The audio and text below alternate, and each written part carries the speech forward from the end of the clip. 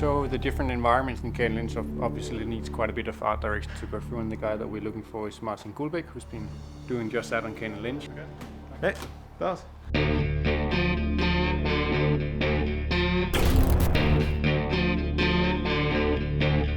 My name is Martin Gullbeck.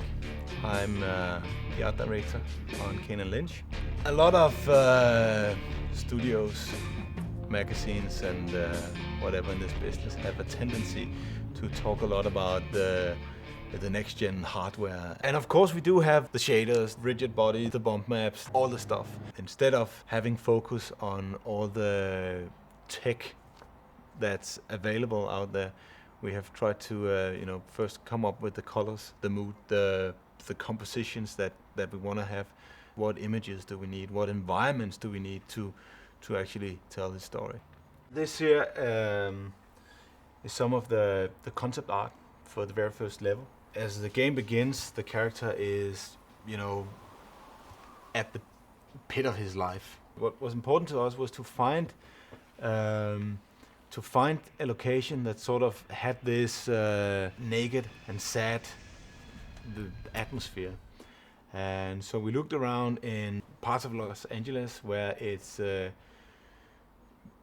the colors also in real life are sort of washed out.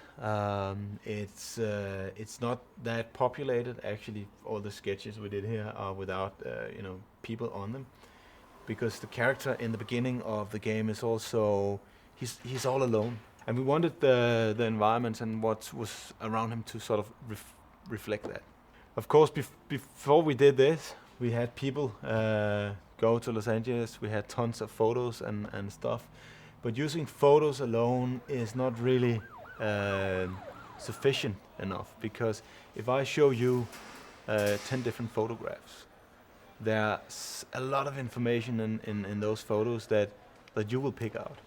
It's not necessarily the same information that I see in the photographs. This is why the concept drawings are important, because they are way more simplified than what the photo would be. All the stuff that we don't want to have in the scene is left out in the concept drawing. Another thing you can do with concept drawings that you cannot do using photos alone is you can really specify the colors and the contrast you want to have. That's very difficult to do if you have like a batch of 100 different photos, because they would be taking on the different weather conditions, different time of day and so on.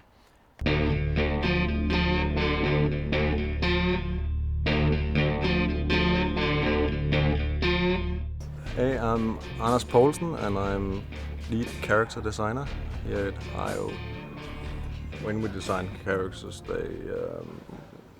we are looking for doing something that nobody else have done before. Kane was the first one that was designed, and he was started out to be this kind of flawless, slick, average character that we normally see in games. And then we kind of added the influence of life to them, like baldness, beard, glasses. Kind of evolved from being this very suited guy to be more loose. And Lynch was then added as this sidekick character, but actually gave more and more life to Kane's hero character. Lynch is a schizophrenic, insane, medicated character that is kind of stuck in his own reality.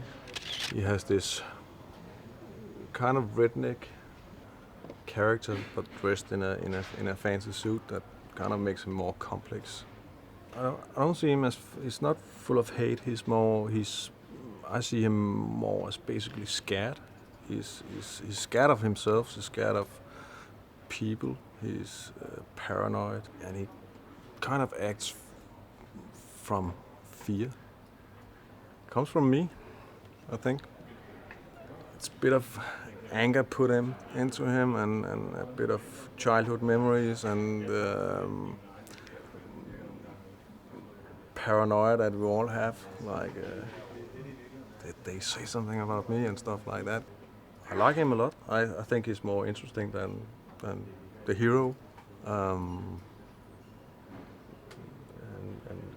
But he's also a more complex character. He's not straightforward.